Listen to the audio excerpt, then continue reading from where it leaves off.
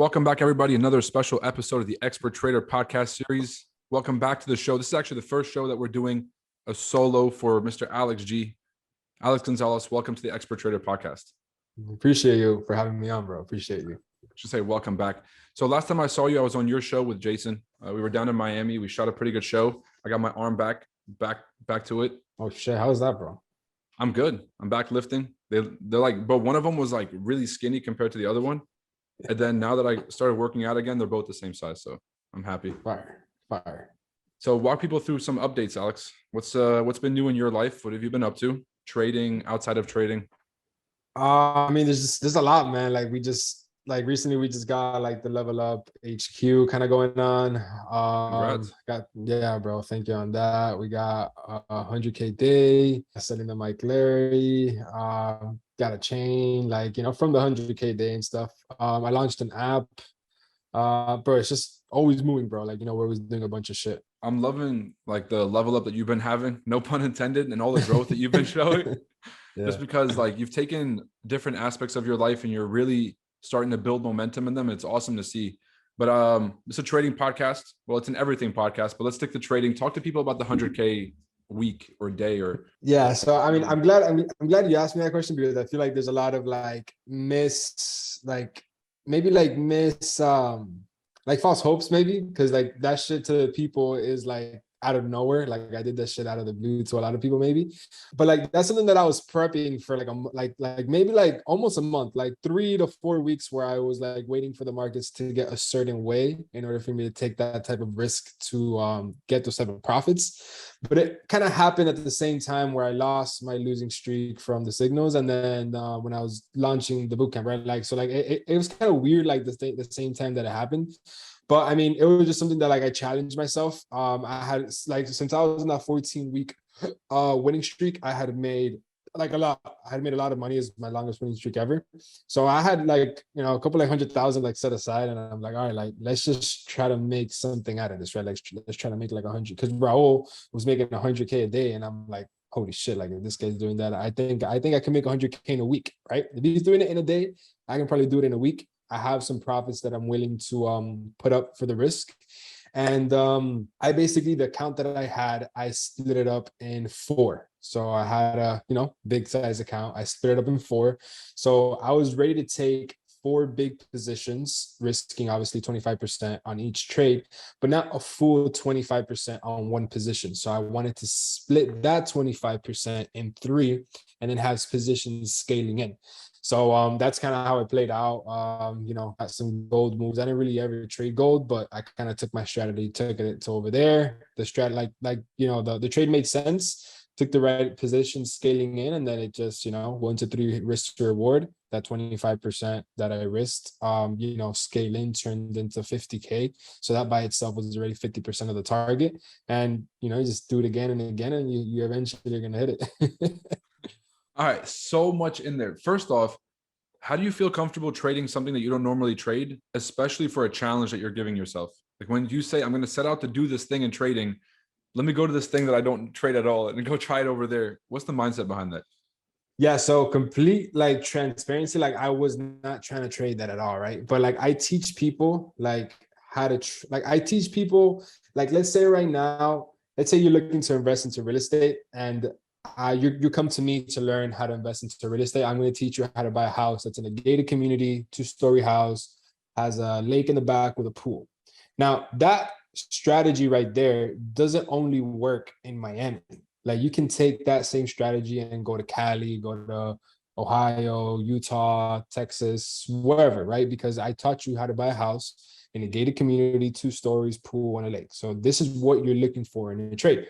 So then one of the students from the boot camp was like, yo, like what you're teaching us is it's happening right now on gold. And I'm just like, nah, I don't really trade gold, but I'm like, you know what? Like, let me prove a point. Let me show you guys that this is just goes with wherever. Like just because we're doing it in Miami right now doesn't mean you can't take the same approach somewhere else. So I kind of, read up the confluences. I, checked everything off of my checklist. Trade made sense, took the risk, and then that's kind of what happened. So 4 trades to make 100K. I mean, obviously, like you wanted to prove the point. You still risk the same amount on as what you would have on all the other trades? No, bro, not at all. Like I've tried to make this before without like I tried to do it privately by myself without announcing it. And I've blown like several accounts. Like not blow it, but like I'll blow like 70K trying to do it. And then I obviously make it back over time. But this is the first time that I've ever done it like publicly and like I've ever done it like in general in 1 week. I've made 100K trading, but the first time I've ever done it in a week. What effect do you feel like doing it publicly had on the challenge? Yeah, bro, it definitely had a lot of pressure because first of all, like zero haters. Everybody was like supportive. Everybody was like, "Yo, let's do it. I want to see you do it. Like, I believe in you." So like that for sure puts a fucking shit ton more pressure because it's just like, damn, like if I don't hit it, like I feel like I'm gonna fail all these people. You know, it's a lot more pressure. So definitely doing publicly, you have a lot of more eyes on you. But I feel like I do good under pressure because like when I don't have other people watching me, then maybe at that given point in time, I have room to make errors because like, oh, if I fuck up, it's just on me. Versus now, if I fuck up, it's on thousands of other people that are gonna hold me accountable for that shit, you know? So probably like that I did it publicly helped, for sure. Oh, good shit, bro. That's something that a lot of people don't admit is how much having the pressure can actually fuel you to be more accountable.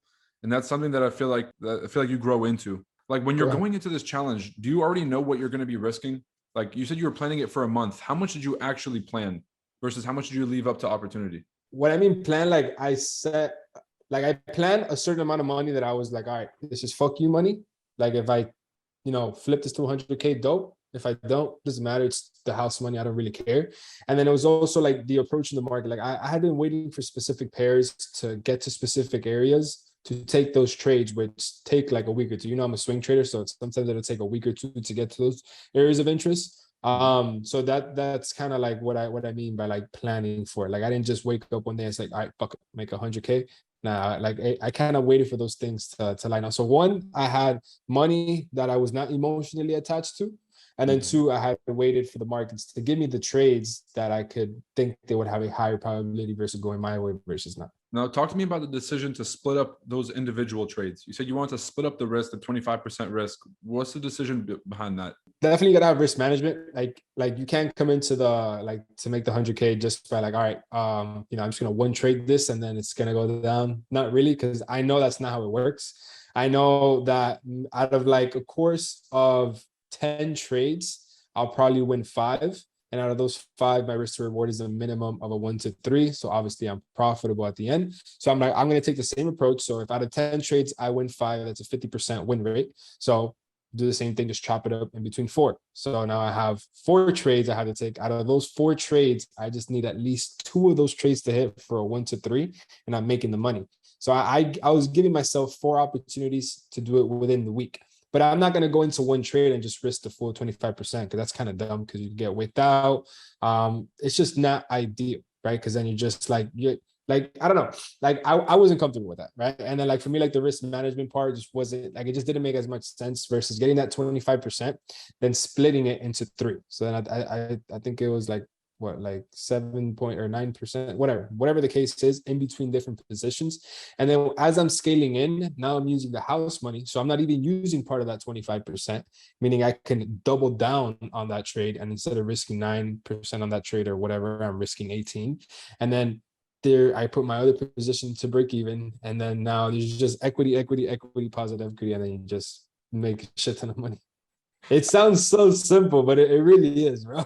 For sure. I mean, the majority of the work that people don't see is you waiting for those trades. It's like you see an opportunity, like, should I enter right now or should I just hold off and wait for a better opportunity? Those are the decisions that people don't see. But your decision making when you've already won a few trades in the account and you're halfway to the goal, did you ever consider just cutting the challenge and being like, dude, 50K, I I'm walking was, away? trust me, when I hit that gold trade, I was just like, yo, like I'm good, but I'm like, I can't like there's people counting on me right now. You know what I mean? Like there's just no shot I cannot make this happen. But yeah, no, I like I had a goal in mind until that goal doesn't get hit. I was not gonna stop.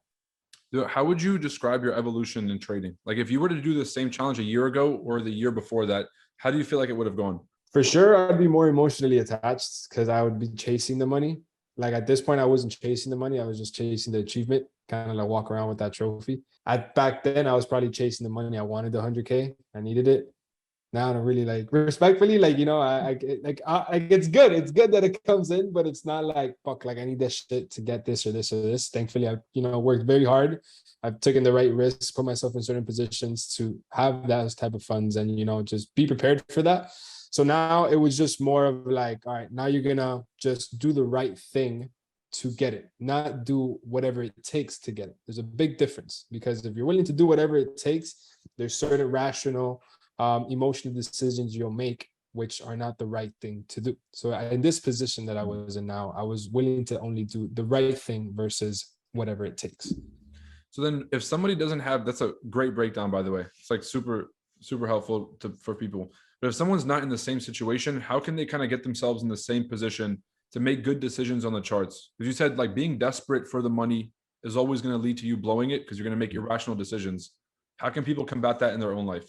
I mean, just compare, like don't compare my numbers to yours, compare your numbers to you. So like if to you $100 isn't nothing, kind of do the same thing with just $100. So like bro, Raja said this on the podcast, because I did a podcast with Raja, which is super, like when he said it, I was like, that's pretty cool.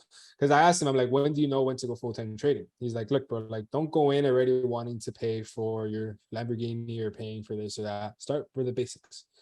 Let trading pay for your electricity bill. First thing, what is it? $70, $100, $150. Like, bro, you can say that you got that on lock. At this point forward, you don't got to worry about electricity bill. Now, the next thing is let your trading pay for your water bill. What is it? $100, whatever. Let your let trading pay for your grocery, certain stuff. So like you gotta be competing against yourself. Yes, the goal is to get to the 100K. But look, I've been in this game for like now 4.5 years, and I just got to it now. Trust me, the possibility is there to make it. Yes, like James turned 60K to 2 mil. Like, yes, that you can do that. That is a fact, but that doesn't mean that it's the right thing to do. That is not what is going to give you, obviously, longevity. James did it. James is savage. We all know it. He's just fucking crazy. But like, to like the example that I was saying, like versus doing whatever it takes versus doing the right thing. And the right thing is not going to chasing after that. So for me, it'd be start off within your range first, and then you scale up. You level up over time. No pun intended. Yeah. So, I mean, obviously on the show, we're trying to highlight folks that have done something incredible, but some things that some people have done are not everybody can do, right? And so what you're describing is the difference between someone, you know, doing something that's not duplicatable and something that is duplicatable. And so what are like the 2 or 3 qualities of trading that you feel like everybody should have if they want to be a long-term trader? The trend is your friend. If you're going against the trend, you're just, it's like the analogy that I did with the surfing. Like, bro, trust me, you want to ride the wave to the shore. You're not trying to like ride the current to the wave to then come back to the shore. You want to paddle out to the middle where the buoy is or whatever, and then you want to ride the wave to the shore. The trend is your friend. 2, risk what you're willing to risk. Do not risk money that is future money, a future paycheck, or something that is not what you can just literally fuck off. Like, only risk money you're willing to lose, because at that point, you're not emotionally attached to the money. You have no FOMO, you have nothing. Just the whole emotion part is just removed, and it's just like a chain reaction from that. You're not attached to the money. And 3, as cliche as everything is, it might sound, just set and forget, bro. Like, take your trades and then just set and forget. Deposit the money into your trading account. Just set and forget. Get on the computer and just set and forget. Don't think of this shit coming tomorrow, the week after, the month after. Like, just set and forget. As cliche as it sounds, that's like really, it's really good advice. I'm just gonna be completely honest. Set and forget. Yeah. You guys heard it here first. So in terms of expectations, you said that a lot of people have like unrealistic expectations. They're trying to do too much with their trading account. They should aim for something that's tangible, light bill, electricity, something that they can reach for right away. What advice would you give to folks about taking their time with this trading thing? Because like they see you now and you have the cars and you have the lifestyle and you're doing the stuff. They don't look at the 4.5, they don't look at the Dunkin, like they don't look at everything. So what could you tell folks at home? If I did it, you can too. I was never that person. Like, let's be honest. Like you know, you have a community. I'm sure you get emotional people in your community like that. I just like respectfully, like no offense to you guys out there, but like asking like dumb questions, just be dumb as fuck. bro, like being so retarded where I'm just like, dude, I was never this guy, bro. Like I was that guy that I, followed the people that I would look up to and I would just learn from them and keep it pushing. I was not that guy questioning every move, concerning every move, or fucking making drop. Like I was not that guy. Like I was learning from the mistakes, learning from the advices, and keep it pushing, just keep it going. So definitely the number one rule would just be, bro, just keep it going. Like stop trying to find a what if or a but or this or that, bro. Just keep it going, man. Like I'm already showing you it's proof, but just keep it pushing, man. Like just keep it going. Stop making excuses or finding these little speed bumps. And it's a speed bump. It's not a sidewalk. You could go over a speed bump. No, but just go over it. Keep it pushing, bro. Right? People are trying to make something out of nothing. So don't be that guy. For sure. People got to take responsibility. That's what it is. Yeah. A lot of people just don't take responsibility. I was just talking to Matt Charts, and we were just talking about this. Like everybody who gets on this show, everyone who is successful enough to get on this podcast has taken full responsibility their whole trading journey. The whole X amount of years that we all lost money, the one thing that we did was at some point we were like, what am I doing? And that's why I think that the spirit that you've kept going this whole time is you've continued to be a student, Alex, and I think that it's served you well. So something a lot of folks at home can take away from this too. Yeah, I feel like that was the right word. Always a student, for sure. For sure. Talk to me about Miami. I mean, I'm moving down there soon. I know I keep saying this like every time I get on any kind of video stream, but I promise you guys, I'm heading down there. What's new in Miami? What's new in your life? Bro, Miami's just fucking lit, bro. I don't like, there's just, I mean, you've been down here, you know what it's like. Like, there's nothing else to say that Miami's the spot. Like, I mean, the other day, like, these guys are just like, bro, I moved out to Miami just to hopefully bump into you guys out here. I'm like, what the fuck? Like, that's just insane. Like, what do you mean you just moved out here to like just bump into us? Like, like you could just hit us up. We'll do something. But yeah, we're gonna do. I mean, like, no, if you want to come down Saturday, we're gonna do a meet and greet at the Level Up HQ. I have a car review coming, and I have another car coming. So yeah, if you want to pull up, you can pull up. Yes, sir. That invite, my boy. I'll be there. Yeah. In terms of just your like anything personal, cars, anything like that, is there anything new like that you want to tell people, or you want to leave it a surprise? I mean, yeah, I'm getting a new car. So like, kind of like, I don't know, like the Rolls Royce, I got kind of bored of it. It's dope, it's a dope car, but I feel like it's kind of out of like my age league maybe right now. I feel like I'm kind of like the younger guy. So I want to go back to like the fast life. The McLaren's cool, but McLaren's problems. Honestly, small as fuck. I'm not a big guy at all. I'm like fucking same size as you, but you're just like, yeah. I'm like a little bit like wider, but this guy's bigger in person. If you guys see him, he's got some size on him. Yeah, but like, I don't know. It's just too tight. And I don't know, bro, just tired of both of them. Just want to switch some shit up. Had the big day. So I just feel like, there's some type of fruits of the labor. So fruits of the labor. Yeah. So yeah, something like that. Hell yeah. Can I take a guess what it is? Oh yeah, you could take a guess. Yeah, maybe. Yeah. Lamborghini? I don't know, man. You'd have to pull up to find out. All right. You guys will find out next on the next vlog. Yeah. Oh man. So I actually want to talk about the 100K because I know a lot of people this is kind of like bringing it back to trading. People always set challenges for themselves, right? Mm-hmm. And when they approach the challenges, some people have unrealistic expectations. Some people accept the risk and understand the expectations. Obviously, some folks might not be trading with the kind of capital that you are. But if they were going to go into their own challenge and they were going to start prepping for something like this for themselves, what key tips could you give to them of things they should prepare for? Okay, if you want to set a goal for yourself, first you need to analyze where the fuck are you? Are you not profitable? Are you profitable? Are you break even? If you are not profitable, set yourself goal 1 to be break even. Once you reach your goal of being break even, now you set a goal to stay at break even, because you could go from losing to break even to then back to losing. So you need to set a goal where you go from losing to now from break even. Now, when you've established that you've stayed at break even, now you reach your next goal where it's now not going to be a consistently profitable trader. Now I'm going to attempt to make some profits month in, month out, or week in, week out, whatever the case is.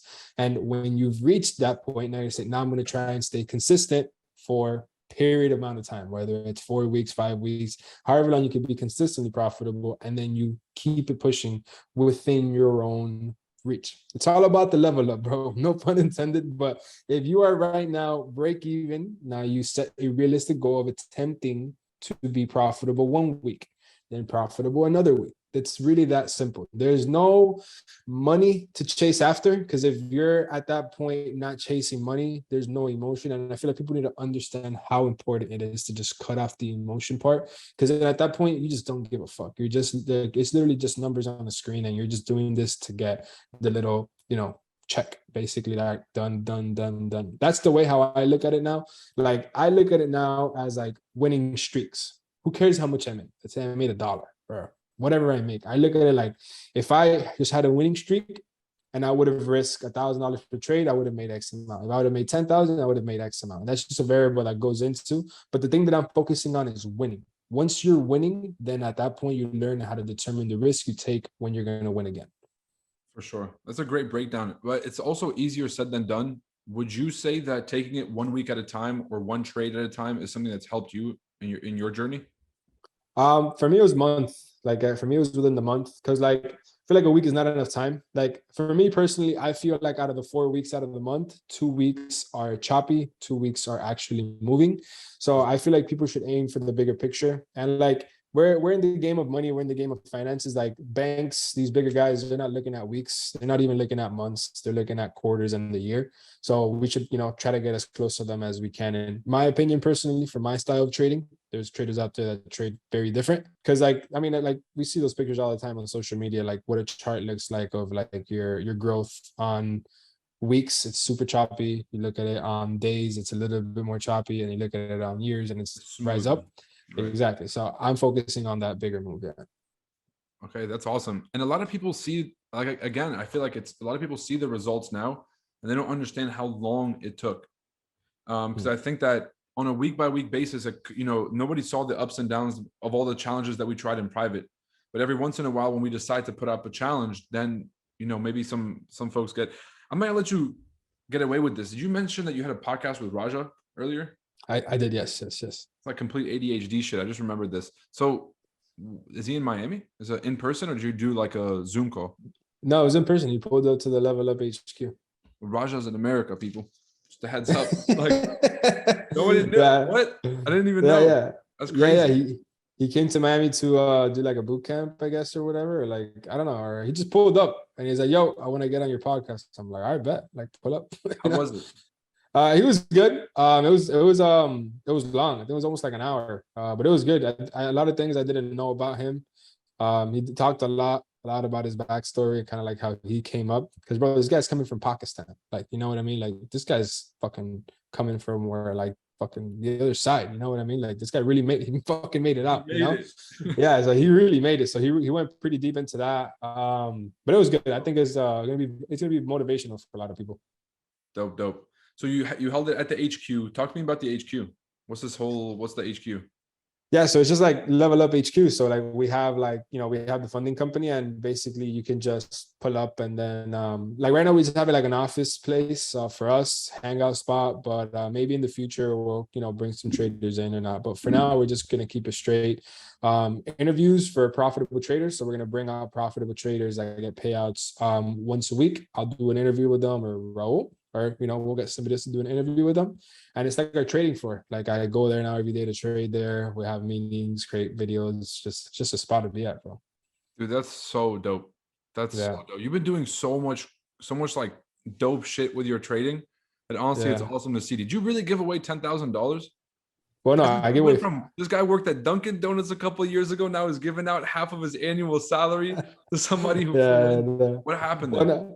I didn't give 10,000. I gave 5. So me and my boy like matched up 5 and 5, and then we did like that Instagram. We're like, bro, just literally just share, tag 3 friends, and we'll give somebody random 10K. And but that shit went crazy. Like the shit got like 20,000 shares. Like, bro, that shit went fucking retarded viral. And we just selected the winner randomly, and he happened to live in DR or PR or wherever, somewhere Latin America. And he didn't want the money, like he wanted the money cash. So I'm like, all right, dope, come out. We'll give you the money cash. And I think he gave it to his family here or something, and they like taking care of it for him. Yeah. I mean, bro, 10K is really a lot for a lot of people, bro. Like not saying 10K is not a lot. Not saying like 10K is not a lot, but like 10K can really like change a lot of people's lives. Bro, for liking a post? Yeah, I know. It was a pretty simple giveaway. Yeah. That's just incredible. So how do you feel doing something like that? When you look back at, like, how long would it take you at Dunkin' Donuts to make 5K? I really want to put this in perspective here. Bro, if I was making $158 a week, so let's just do a 10,000 divided by 158, 63 weeks. So that'd take me like a year and change. A year and some change. And you just gave it away to some dude who hopped off a plane. That's insane, bro. So how does that feel? Bro, honestly, it feels dope. I mean, like there's times where like it doesn't feel like real.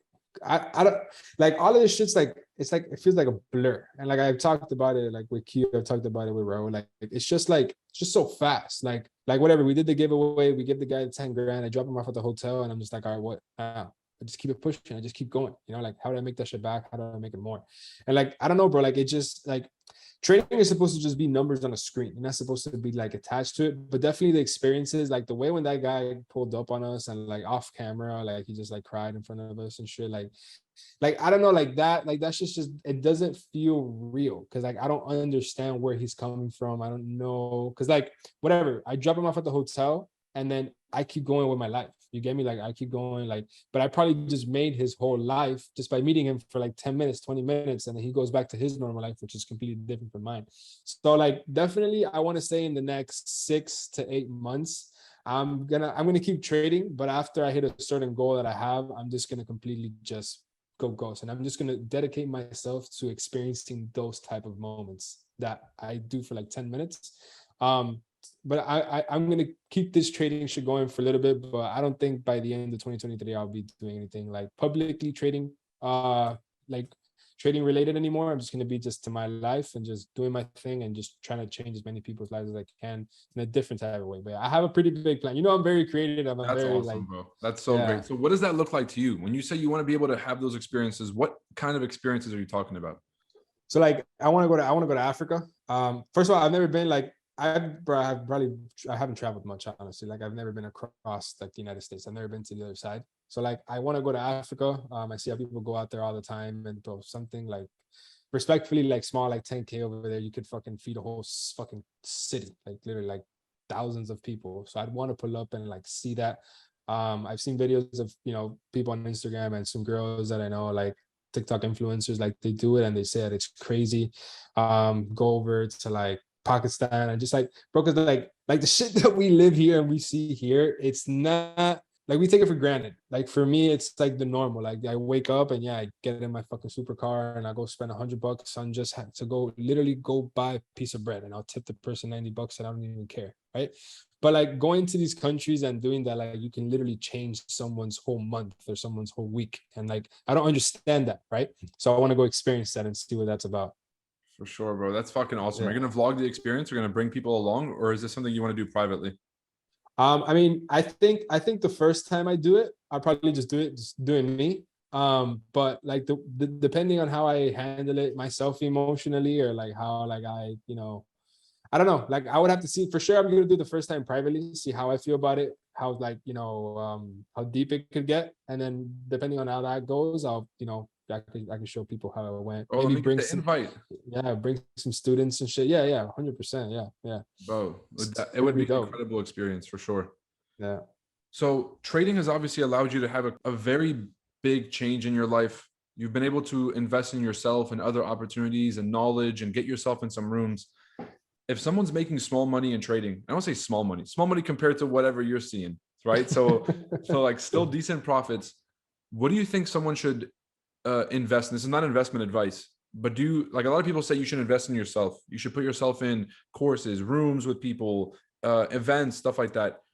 What do you think yielded you the best investment? Bro, like as cliche as it might sound, bro, myself, bro, I swear to God. Like, what if you're not investing in yourself? Like, what the fuck are you investing into? You know what I mean? Like, if you're not getting smarter or putting yourself in rooms with other people that are getting you smarter, you're just staying where you are. There's definitely this saying that I stick by it a lot. Like, if you're the smartest person in your room, you're in the wrong room, bro. Like, that happens to me to this day. Like, I'll be in the room where, not that I feel like the smartest, because I don't ever think that I'm the smartest, but like I can tell like the conversation is just so fucking whack. And I'm just like, all right, bro. I'll literally pull one of these where I'm like, and I just leave. I That's it. just Like gotta go. Yeah. yeah, I'd rather be alone than versus soaking in that retarded fucking energy. Like these guys are talking about bullshit. And I'm like, bro, yo, do you guys like not give a fuck of where you're gonna be in the next couple of years?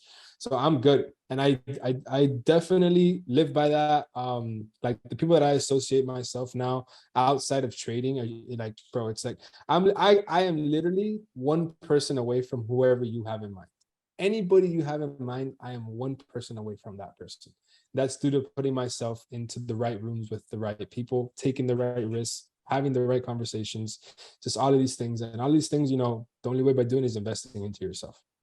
What if someone's listening and they say, Alex, but if I cut off all my friends and family, they're gonna feel some kind of way. But what if I don't want to be alone or whatever fucking excuse? I don't even have any good excuses to make up like in this scenario. Yeah. Because you and I, Yeah. like, you know the kind of person I am. But if someone's out there making that kind of excuse, what would you say to them? You're just not meant for this, bro. Respectfully, sorry. This is just not your thing. You're just one of those guys that you're not going to keep it pushing. You're just complaining. You're finding a what if or a but. This is just not meant for you, bro. So it's okay. Like there's nothing wrong with that. Like how I've said before, like it's just not you. You get me? Like if you're gonna like question or not be prepared to cut off some people that do you no good, then you're not ready to have people in your circle fuck you over and then cut you off and then take all your shit. You won't be prepared for that to happen because that's gonna happen. I'm sure you can speak from your own experiences. Like if you're not ready to cut off somebody that's doing no good for you, imagine when somebody comes to you, does you some type of good, and then takes everything they've done. Bro, it's just not meant for you. 100%. And like, honestly, I like what you said. I'm going to take this back to a slightly optimistic side. He said it might not be for you right now. If you're in that sort of situation where you're not ready to cut people off, then you can't expect any sort of results from your life or progress in your life. But one day, if you wake up and you're like, damn, I'm a piece of shit, and you do realize that you can make some changes in your life and you are ready to cut people off, then I think that you can reach that first step. Alex, you're kind of having a very different tone about the supercar lifestyle. You're going out, you're living the Miami thing. You started to have a little bit of a perspective shift. Where did this come from? I mean, like everything is experiences at the end of the day. Like you says, only experiences, no attachments. And I still feel like I have more experiences in me. Like I've never owned, you know, certain supercars. I've never done certain shit where it's like the standard lavish lifestyle things that I still want to experience. And I feel like I said, I could experience that in the next 6 to 8 months after that is done. And I feel like I've accomplished it and I decide whether that's for me or not. Then I'll decide my next step. That's why I said anywhere from the next 6 to 8 months, I'll see if all of my things are checked off, and I'll just move on to the next thing that I would want to test out and see if that's my thing, you know. But as of right now, I'm like not loving it, but like I like it, you know. Like it's fun. I could guarantee you that this lifestyle is fun. But I do think I would have maybe fun somewhere else because I do get like I get a certain joy from, you know, going fast in my McLaren by myself from here to there.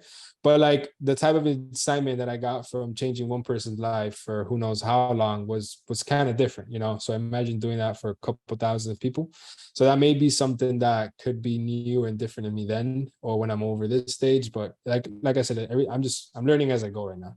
For sure, using the experiences to figure out if this is actually what you want to do. I think that's awesome. This is a question I ask a lot of my wealthy friends: is does money equal happipiness?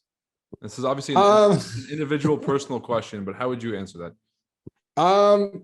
It for sure solves a lot of problems. Like it definitely removes the stress part. Does money buy happiness? I guess in my point of life right now, yes. To this moment, yes. Because like, you know, whatever, like right now, like I'm not happy, I'll go get a massage or I'll literally go to Poppy Steak and like go crazy. Like those things will make me happy. And if you don't have money, you can't experience those things and you'll probably get frustrated. You'll probably feel some type of way because you're down, you're not in the position where you want to be. So I feel like right now in the position that I am, yes, but I could get how in the position of other people like Raul, which I asked that exact same question. He said no. He says experiences make him happier, but some experiences you need money to like make them go down, you know. So I feel like right now my personal answer to that is yes for the time being. Yes. So, okay, so money does buy happiness because you're saying that you can invest in experiences that make you happy? Because I feel like I haven't used the money enough to get all the experiences where at that point money can't buy happiness. So I feel like I still have experiences in me that could be bought in order to be happy. But once those experiences are done for, there's no more money to buy the happiness. That's awesome. Can you, Yeah. that's really good. Can you talk about your mindset of what you wanted out of money before you actually had it? And then now you're saying you're prioritizing experiences. What sort of experience? Is it travel? Is it helping people? So talk to me about like Alex from 2 years ago. What is money in your mind and what do you think it's going to do? And then today, how is your relationship with the money? For sure, 2 years ago, it was just more like get it, touch it, feel it, know it's real. Then kind of just like know it's real. Like, see what the fuck can I do with it? So now that I know what I could do with it and what it's capable of, and everything that comes with it, it comes with a huge responsibility. Now it's just more like, one, how can I grow this shit so I don't really have to keep working to, get more of it, so it turns passive at that point. And then how can I impact people for the better? There's a lot of people out there that would just want to take take advantage of you and just take it and just run with it. But how can I really impact people that deserve it and will appreciate it and can actually change them for the better? Because some people out there really just do need some help, like a little bit of a push. Like, for example, there was the other day, like I was going to Design District just to go eat a sandwich, just to go eat. I don't really like shopping that much. So I pull up and I go to the red line, and there's this lady like, oh, I need money, whatever, my kids, this and that. I'm like, oh, look, how much do you need? Like what's going on? She tells me everything. I'm like, all right. I gave her a certain amount of money. I'm like, I don't want to see you here anymore. Like, you said this is how much you needed to be good, right? Cool, whatever. I come back the next day, she's there doing the same shit. So I'm like, so what I gave you, you just completely wiped your ass with it. Like, you know what I mean? So like that's what I mean. Like, not just give anybody money, because that's just not right. I'm not about to work hard for my money and just hand it to somebody else. Like, it's to somebody out there that needs it and that actually is going to put it to good use and get out of the position that they're in now. So it's kind of figuring that out. But first I gotta put myself in a position where I could do that. And then hopefully that, brings back a bunch of good vibes and stuff. For sure. The biggest advice I could give is if you give someone a fish, you feed them for a day. If you teach someone to fish, you can't always teach people to fish. So sometimes you have to open up a fish market and make it free. So you got to think a little smarter sometimes. That's something that you'll find if you're trying to do good, is like you have to go in there with the expectation, like this person's about to wipe their ass with this money.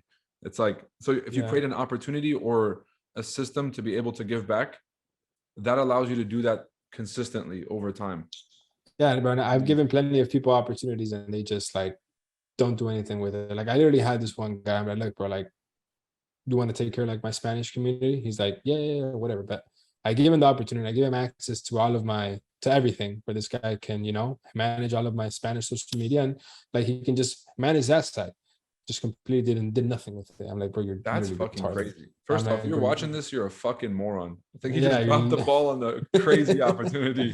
Bro, like, we're literally retarded. I'm like, all right, whatever. So I found somebody else, and they're very, very grateful for the opportunity. So huge commonality between a lot of successful people we have on here is the ability to take advantage of opportunities while you're coming up. So can you talk about some opportunities that you were willing to take advantage of that you might not have, maybe they were beneath you or whatever it was, but you still took those opportunities and grew yourself from them? Yeah, I'm a big believer that like every opportunity, like if it's not you, it's going to be somebody else. So if the opportunity comes across you, jump on it, run with it, and go. And then kind of as like I've learned, because I used to be that guy that would jump off the plane and then figure out where the parachute is. Now I'm like learning that before I jump, I need the parachute. So definitely every opportunity that comes across me, I'm willing to listen to it and I take it into consideration. But now I'm very selective with where I put my time and energy into, because the majority I've been fucked over and a lot of them are just straight bullshit. Because if somebody comes with you the first time they meet you or anything and they're already going to change your life, why me? There's like 7 other billion people in the world. Why are you going to come change my life? So for the majority of the part is honestly bullshit. So I personally am very selective. I hear out every opportunity. I understand it. I do follow-up meetings. I'll try to really understand it. But unless I really think it's going to do a difference, I don't pull the trigger. Now I'm very selective with where I invest my time, for sure. That's awesome. That's just a sign of respect and how much respect you have for your own time now. Bro, yeah. Alex, you look back at this year, you look back at the past 9 months. If you could sum up a few lessons from this year that you could pass on to folks at home, whether it's trading related or life related, what do you think you can pass on? Yeah, well, like basically for sure, like my number one point, like my number one experience, especially out here in Miami, would be to that last point that I just made. If anybody comes to you with the first time that they met you and they have this lifetime changing opportunity, exactly what you've been waiting for, what you and your family need, what's going to get you everything you want, I can guarantee you it's a scam. Or if it's not a scam, it's just something that's not well thought out and well built.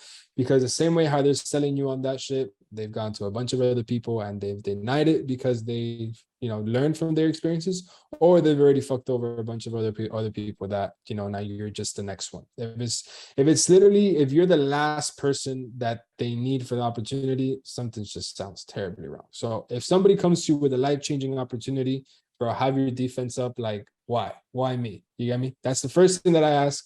Why me? Even when girls come up to me and talk to me, like, why me, bro? There's like this other guy at the bar. He's taller than me. He has more tattoos. Like, he fucking looks better. Why me? You get me? So always have your defense up no matter what.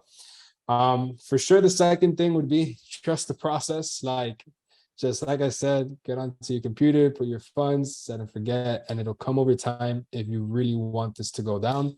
Keep it pushing. Don't be that guy to make excuses. If you're that guy making excuses, somebody else is going to come in and not make them and just keep doing whatever he has to do in order to move forward.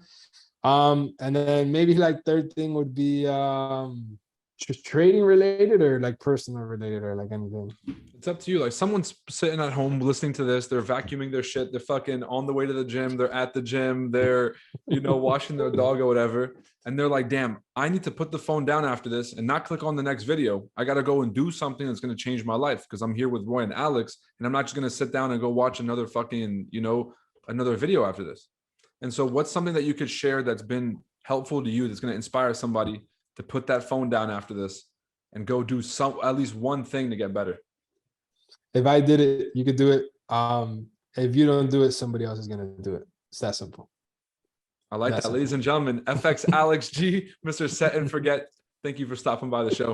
Appreciate it. Take it easy, guys. And before we end it, I think it's really important what he's been saying. As funny as it was, as cliche as it sounded, if you don't do it, somebody is going to come by and do it. And he said, if you're going to make excuses, someone's going to come by and not make those excuses and do what you want to do. And so it's up to you guys to go out there and take responsibility and make what you can happen. So Alex, appreciate you sharing that, bro. Appreciate it. Take it easy, man. All right.